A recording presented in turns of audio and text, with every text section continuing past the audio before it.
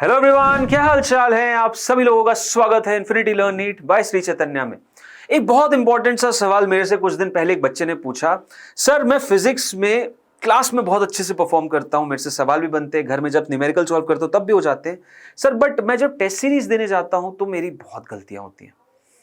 आप प्लीज कुछ हेल्प कर देते तो बहुत अच्छा होता। तो मैंने उसकी हेल्प जरूर की और मैंने सोचा यार आप लोगों की भी हेल्प करना बहुत जरूरी है। आप में से बहुत सारे स्टूडेंट्स होंगे जो फिजिक्स में स्पेसिफिकली ये दिक्कत फेस कर रहे होंगे कि सर हम फिजिक्स में गलतियां नहीं पकड़ पा रहे हैं, हम एरर्स रिड्यूस नहीं कर पा रहे हैं। और ये टॉपिक उसी से रिगार्डिंग है, how to increase efficiency in physics for NEET 2025। अपनी गलतियों को कैसे दूर किया जाए, एरर्स को कैसे रिड्यूस किया जाए। अब देखो, गलतियां कहां हो रही है? सवालों में।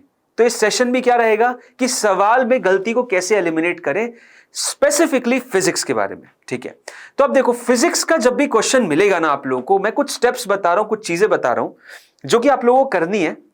और उनको करने के बाद आपको यह भी नोटिस करना है कि आपकी गलतियां रिड्यूस हो रही है कि नहीं हो रही।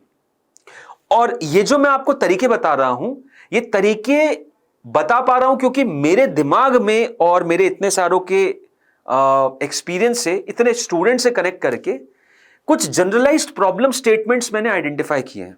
जैसे सिली मिस्टेक एक तो बहुत बड़ा रीजन, क्वेश्चन डिकोड ना कर पाना दूसरा बड़ा रीजन, क्वेश्चन डिकोड कर लेना लेकिन ये नहीं समझ में आना कि इस क्वेश्चन को आगे करना कैसे है तीसरा रीजन, पैनिक कर जाना, आता हुआ क्वेश्चन ना कर पाना क्योंकि जब घर जाके देखा तो पता चले यार ये सवाल तो कितना इजी था और मैं कर नहीं पाया।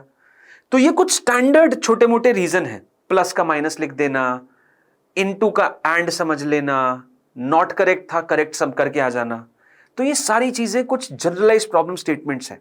और अगर आप इन्हीं में से किसी एक से ग्रसित हैं, इन्हीं में से एक कोई आपको इफेक्ट कर रहा है, तो जेन्युइनली आपको मैं जो पॉइंटर्स बताऊंगा हेल्प करेंगे। प्लीज उनको इंप्लीमेंट जरूर करिएगा और अगर अच्छा लगा, अगर कुछ फायदा हुआ तो बताइएगा जरूर।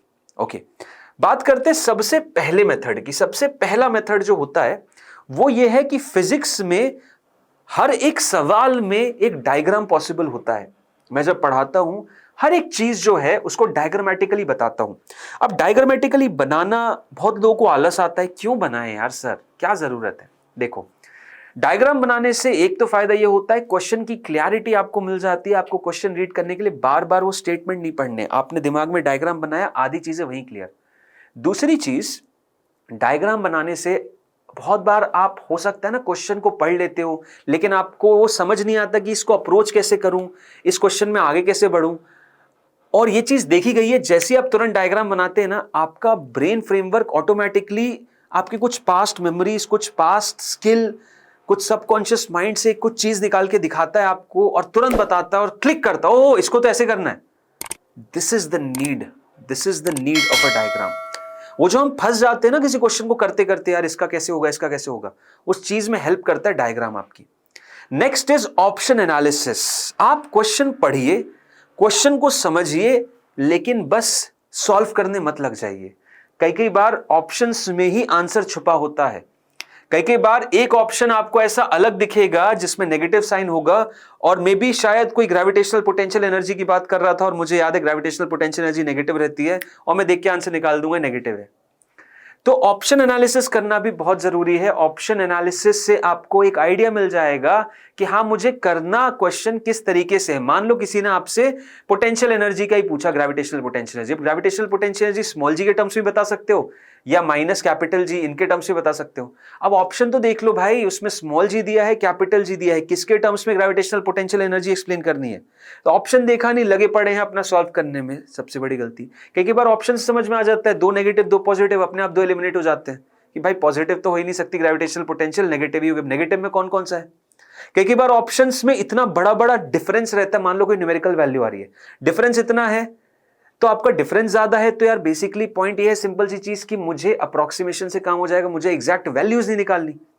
पता चले 3.14 इंटू 7.69 करने को बोल दिया, अरे क्या करता रहूंगा यार, 3 गुणे 8 कर देता हूं, 24 के आसपास आंसर आएगा, देख लेता हूं ऑप्शन क्या है।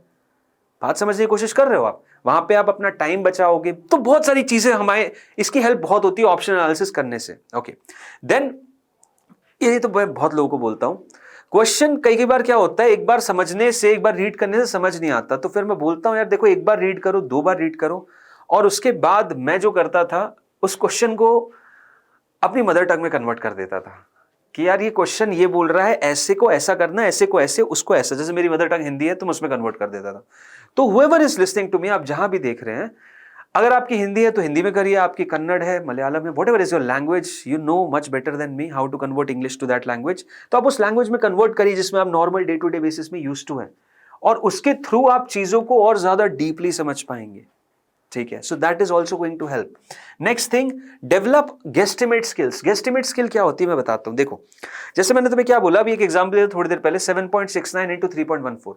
मैंने 3.14 को 3 ले लिया, 7.69 को नियर अबाउट 8 ले लिया, 8 या 24, और बाद में बोल दिया थोड़ा कम ही होगा, 23 पॉइंट समथिंग होगा। तो वहां से ये मेरा दिखाते हैं मेरी गेस्टिमेट स्किल्स है कि यार मैंने ओरली चीजें सॉल्व कर ली। आप जब सवाल घर पे सॉल्व करते हो ना, आप जब सवाल घर पे सॉल्व करते हो, कोशिश किया करो उन्हें 2 से 3 स्टेप्स में कर दो। कोशिश किया करो आप 2-3 स्टेप्स अपने दिमाग में ही कर लो। कोशिश किया करो दिमाग में ही सॉल्व करके आंसर भी निकाल लो।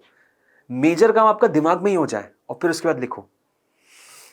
नो डाउट ये थोड़ी टफ होती है बहुत सारे स्टूडेंट्स के लिए, बट हां, इस स्किल की सबसे खास बात बताता हूं। आप इसको जैसे जैसे ट्राई करते जाते हैं ना, आज आपने की, कल दोबारा करोगे, कल से बेहतर करोगे, परसों करोगे, फिर उसके पिछले कल से बेहतर करोगे, नरसों करोगे, फिर उसके पिछले वर्ष से बेहतर करोगे।